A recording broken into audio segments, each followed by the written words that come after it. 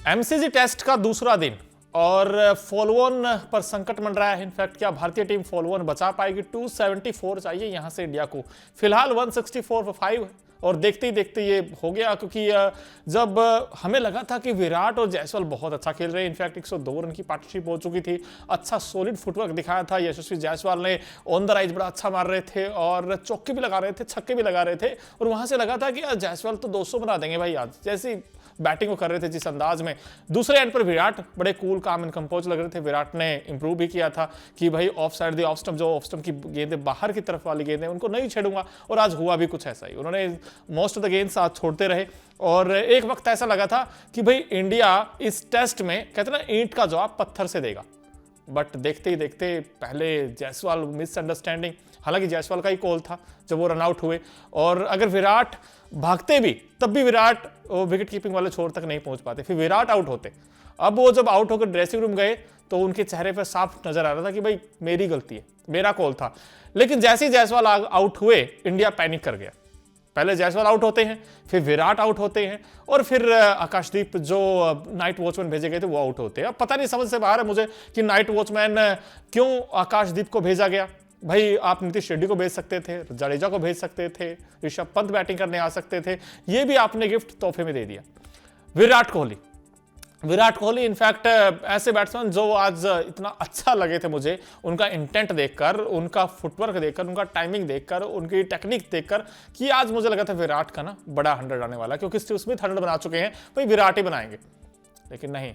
विराट कोहली को एक ऐसी गेंद पड़ती है स्कॉट बोलैंड की, और स्कॉट बोलैंड की खास बात यही है कि अगर आप उनके पास शायद उतनी गति ना हो, लेकिन जो टप्पा वो डालते हैं, जो सीम पोजीशन होता है वो बड़े कमाल का होता है। और विराट कोहली को जो गेंद पड़ी थी वाकई बहुत ही गजब की गेंद थी, और अनप्लेबल डिलीवरी आप कह सकते हैं कि विराट कोहली को समझ ही नहीं आया कि क्या करना था, और उसके बाद एज लगा और एक्स कैरी ने शानदार कैच पकड़ा। लेकिन अगर आप इस दिन की बात करेंगे, सेकंड डे में हुआ क्या क्या, भाई ऑस्ट्रेलिया बहुत अच्छा खेला,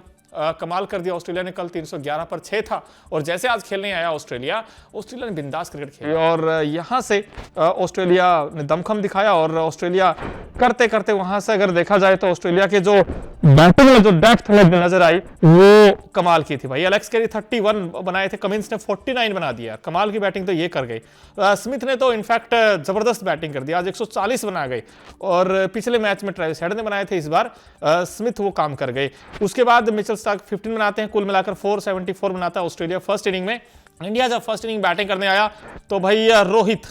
फिर वही पैट कमिंस की एक शॉर्ट ऑफ लेंथ गेंद, उस पर उतना शायद एक्स्ट्रा बाउंस तो नहीं था, और गेंद को आप हुक करना चाहते थे या पुल करना चाहते थे, मुझे नहीं पता क्या करना चाहते थे रोहित, लेकिन वो गेंद पर एज लगा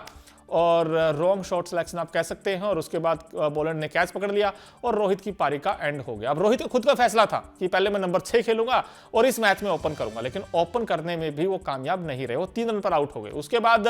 केएल राहुल बैटिंग करने, केएल राहुल एज यूजुअल हमेशा एक्सेप्शनल लगे थे, आज भी इनफैक्ट अच्छा शॉट खेल रहे थे, लेकिन केएल राहुल पर भी एक ऐसी गेंद पड़ी जिसका कोई जवाब नहीं था। पैट कमिंस की क्लीन बोल्ड हो गए, डंडियां उड़ गई केएल राहुल की, और कुछ खास कमाल वो भी नहीं कर पाए, और केएल राहुल ने भी सिर्फ देखा जाए 24 रन बनाए। अब केएल राहुल जब आउट हुए तो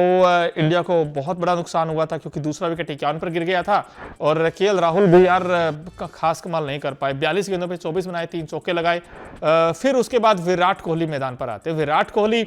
और जायसवाल दोनों के बीच कमाल की पार्टनरशिप होती है, कहां 51 पर 2 था इंडिया, और फिर उसके बाद देखते ही देखते इंडिया ने कमाल कर दिया, 153 तक पहुंच गया, और उसके बाद फिर जायसवाल का अनफॉर्चुनेट रन आउट इंडिया को भाई सदमे में डाल गया, और फिर देखा 153 for 3 हो गया, फिर 154 for 4 हो गया, और फिर 159 for 5 हो गया, और इंडिया का जब खेल खत्म हुआ डे 2 का स्टंप्स तक, इंडिया 164 for 5 है। अब सवाल ये है 110 रन चाहिए भारतीय टीम को फॉलोअन बचाने के लिए, क्या लगता है आपको, क्या टीम इंडिया फॉलोअन बचा पाएगा? लेकिन ये जो 2-3 चीजें जो निकल कर आई सामने, एक तो भाई ये जो रन आउट था, अभी भी इनफैक्ट सोशल मीडिया पे जाकर देखोगे कि उस रन आउट पर जो मचा बवाल, उसमें विराट या जायसवाल, गलती किसकी है भाई? देखिए वहां तो जायसवाल की ही गलती लगती है, पहली चीज, क्योंकि उनका कॉल था और वो रन आउट होके गए, तो उन्होंने ऐसा कहते हैं ना डिप्रेस भी नहीं लगे थे कि भाई मेरी किसी और की वजह से आउट हुआ हूं, विराट की वजह से, वो खुद ही कह रहे कि मैं अपनी वजह से आउट हुआ था। दूसरी चीज, यह जो टीम सिलेक्शन, आपने पूरी टीम का जो कॉम्बिनेशन वो पूरी तरीके से बदल दिया। केएल राहुल एक इकलौते ऐसे बैट्समैन थे जो अच्छा कर रहे थे, ओपन अगर आप उनसे करवाते तो मे भी अच्छा होता रिजल्ट्स। और वैसे बाय द वे आपको बता दो, जायसवाल हाईएस्ट रन गेटर बन गए इस सीरीज में जैसा वो खेले। तो यहाँ पर देखा जाए तो वो इंडिया ने भी अच्छा खेला, ऐसा नहीं कि इंडिया ने खराब खेला थर्ड सेशन, लेकिन जो लास्ट के 3-4 ओवर थे उसमें शानदार कमबैक किया ऑस्ट्रेलिया की टीम ने। और अब फिलहाल 60-40 आप कह सकते हैं कि 40% इंडिया के फेवर में कह लीजिए, 60% आप ऑस्ट्रेलिया के फेवर में कह लीजिए। बट एक्साइटिंग कॉन्टेस्ट है अभी, ऐसा नहीं कि इंडिया हार गया, 110 चाहिए, 274, फिर देन 300 सोचेगा, 350 सोचेगा, लेकिन इंडिया इस टेस्ट को बचा सकता है अगर बैटिंग में थोड़ा सा और स्पार्क मिल जाए। नीचे से आकर रविंद्र जडेजा, नीतीश रेड्डी, ओशिंग सुंदर अच्छा साथ दे दे, ऋषभ पंत चल जाए तो मे भी इंडिया यहाँ से 150 रन 200 बना दे तो फिर इंडिया की बल्ले बल्ले हो सकती है। क्योंकि देखिए 100 रन की लीड ज़्यादा नहीं मैं कहूँगा क्योंकि ऑस्ट्रेलिया को अगर मिलती है, लेकिन अगर 150-200 की मिली तो फिर इंडिया के लिए मुश्किल हो सकती है इस टेस्ट मैच में। लेकिन सवाल यही है, क्या टीम इंडिया मेलबर्न टेस्ट बचा पाएगा? कमेंट बॉक्स में अपनी राय जरूर दें।